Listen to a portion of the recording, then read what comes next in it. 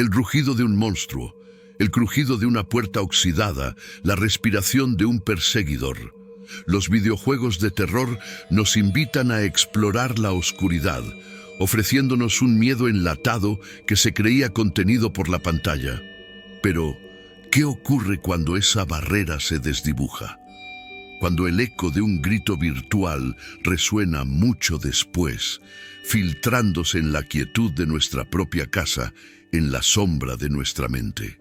Este es el inquietante fenómeno del eco digital, donde el terror psicológico de los videojuegos no se queda en la pantalla, sino que comienza a vivir con nosotros. La magia del terror interactivo reside en su inmersión total. No somos espectadores, somos protagonistas indefensos que abrimos puertas y tomamos decisiones fatales. La tensión no se construye con sustos, sino con atmósferas asfixiantes y narrativas que juegan con nuestras debilidades. El diseño de sonido envolvente, la iluminación opresiva, la escasez de recursos, todos estos elementos manipulan nuestras emociones primarias, activando el sistema de lucha o huida de nuestro cerebro, incluso cuando sabemos que estamos seguros frente a una pantalla. Es una coreografía macabra para penetrar nuestras defensas racionales. Pero el verdadero escalofrío no llega con el game over. El terror que nos persigue se instala sigilosamente en los momentos de silencio, después de apagar la consola. Es esa sensación persistente de que algo nos observa, la paranoia de un ruido inexplicable, la imagen recurrente de una criatura que se niega a abandonar nuestra memoria. A esto lo llamamos el metamiedo, la reverberación del terror del juego en nuestra vida cotidiana, una sombra digital que se proyecta sobre el mundo real, difuminando la línea entre la amenaza simulada y la posibilidad tangible. Imagínese solo en casa una noche lluviosa y de repente ese sonido específico de un juego recién terminado, un gemido, resuena en su mente con claridad perturbadora. O al caminar por un pasillo oscuro, la forma de una silla se transforma momentáneamente en la silueta de un enemigo acechando. Nuestro cerebro, entrenado para el peligro virtual, busca patrones similares en la realidad, activando alarmas donde antes había normalidad. Esta transferencia de ansiedad no es un mero recuerdo, sino una reconfiguración sutil de cómo interpretamos nuestro entorno, una impronta psíquica del terror digital.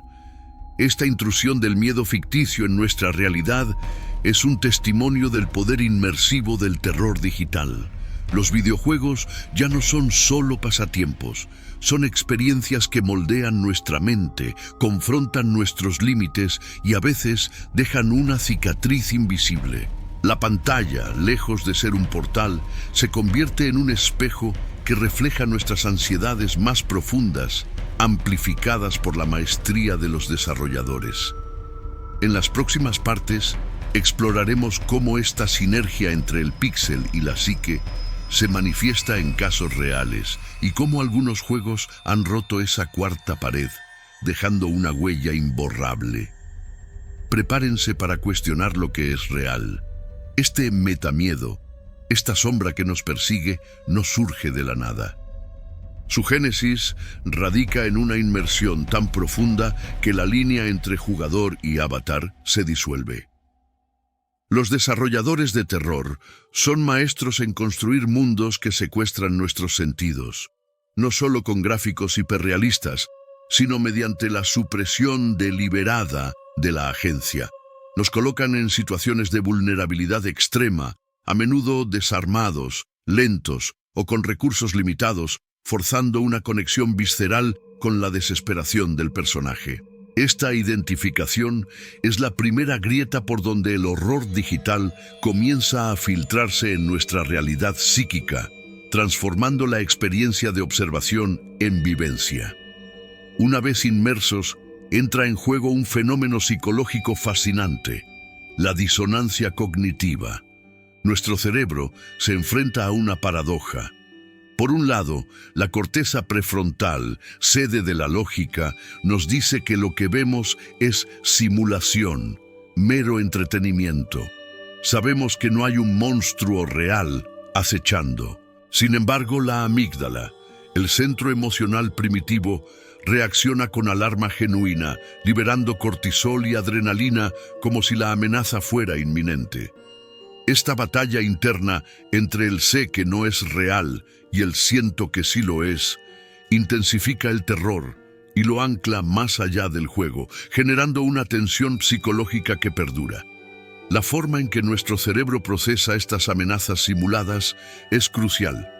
No distingue perfectamente entre peligro real y uno imaginado si la señal es potente. Un susto repentino en un juego activa los mismos circuitos neuronales que un encuentro peligroso en la vida real. El corazón se acelera, las pupilas se dilatan, los músculos se tensan. Esta respuesta fisiológica, repetida y condicionada, entrena a nuestro sistema nervioso para asociar ciertos estímulos, una sombra, un crujido inesperado, con el miedo. Así, el terror virtual se convierte en un ensayo para la ansiedad real, dejando una impronta neuronal que no se borra al apagar la consola. El diseño de los juegos de terror explota deliberadamente estos mecanismos. El sonido, en particular, es un arma maestra. No son solo los gritos o rugidos, es el silencio opresivo que precede al impacto, la melodía disonante que se arrastra por los pasillos, el goteo constante en una cueva o el chirrido lejano de una puerta.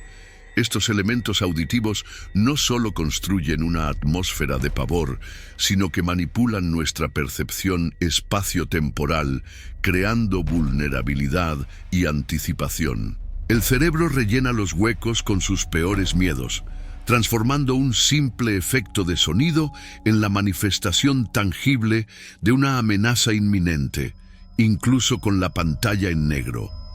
Complementando el terror auditivo, los visuales y la narrativa tejen una red de angustia, desde los entornos claustrofóbicos y decadentes que evocan desesperanza, hasta el diseño grotesco de las criaturas que desafían nuestra comprensión de lo natural.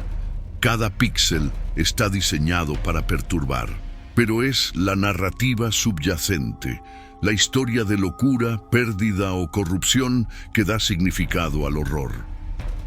Al explorar temas oscuros y dilemas morales, los juegos de terror no solo asustan con monstruos, sino que nos obliga a confrontar la psique humana. Esta combinación de estímulos sensoriales y resonancia temática cimenta el miedo, permitiendo que el abismo digital extienda sus garras más allá del monitor, preparando el escenario para entender sus efectos duraderos en la realidad. Las sombras que la mente proyecta en el lienzo digital no tardan en extenderse hacia el mundo tangible, transformando la simulación en una fuente de ansiedad genuina. Es aquí donde el metamiedo deja de ser una mera sensación para convertirse en manifestaciones perturbadoras que reescriben la realidad. La línea entre el píxel y la piel se vuelve peligrosamente difusa, y lo que antes era entretenimiento ahora es una carga psicológica constante, una distorsión sutil pero omnipresente que altera la percepción de lo cotidiano y lo seguro. Tomemos el caso de Leo, un joven desarrollador con una afición particular por los juegos de terror psicológico. Su última obsesión era Ecos del Vacío, un título indie que destacaba por su atmósfera opresiva y narrativa fragmentada, donde un ente invisible acechaba al protagonista en una casa abandonada. Leo solía jugar hasta altas horas, sumergiéndose por completo en los pasillos decrépitos y los susurros fantasmales.